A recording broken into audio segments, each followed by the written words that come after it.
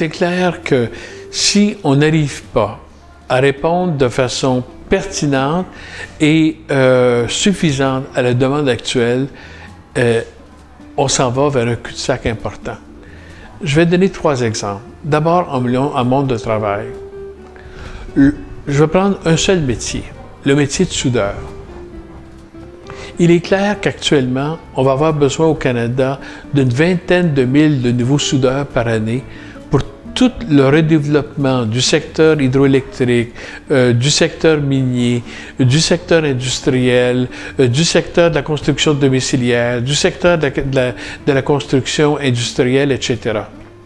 Nos écoles de jeunes ne vont former à peine que 15% de cette demande.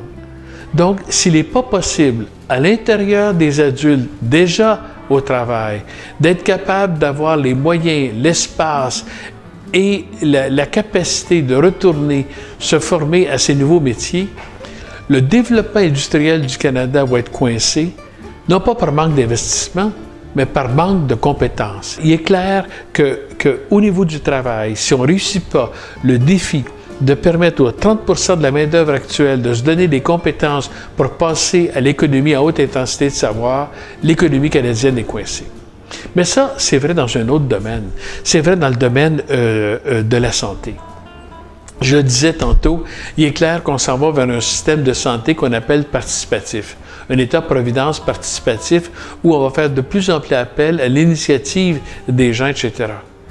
Mais si on ne permet pas aux gens de se donner les compétences, et là-dessus, une chose extrêmement importante qu'il faut dire, l'inégalité des populations canadiennes face à l'ordinateur et à l'Internet, aux câbles spécialisés, est une injustice profonde. Parce que c'est là maintenant que se passe l'information en grande partie, mais c'est vrai aussi pour la participation citoyenne. On a besoin d'une population capable de se ramasser ensemble pour solutionner les problèmes.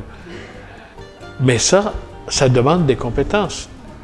Vous le voyez, on est devant un enjeu qui n'est pas urgent immédiatement, mais s'il n'est pas immédiatement pris en compte, il créera demain des tragédies extrêmement importantes.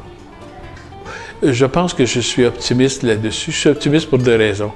D'abord parce qu'on était beaucoup à se battre là-dessus et à essayer de réveiller les preneurs de décision. Et 2, parce que dans le domaine du travail, le réveil est en train de se faire de plus en plus. Dans le domaine de la santé, ça commence. Et aussi pour une autre raison, c'est qu'on commence à avoir maintenant des réseaux de support au développement de plus en plus compétents. L'exemple du Centre de documentation sur l'éducation des adultes et la condition féminine en est un, mais on pourrait en nommer plusieurs autres exemples. On commence à s'organiser là-dessus et c'est extrêmement important qu'on poursuive ces réseaux-là. Mais ça va être un défi majeur. Surtout pour une minorité mondiale comme la minorité francophone ou germanophone ou lusophone, etc., on a un rôle extrêmement important parce que derrière la formation de base, il y a tout l'enjeu de maintenir une société internationale multilinguique, multicolore. C'est tellement plus beau qu'unicolore.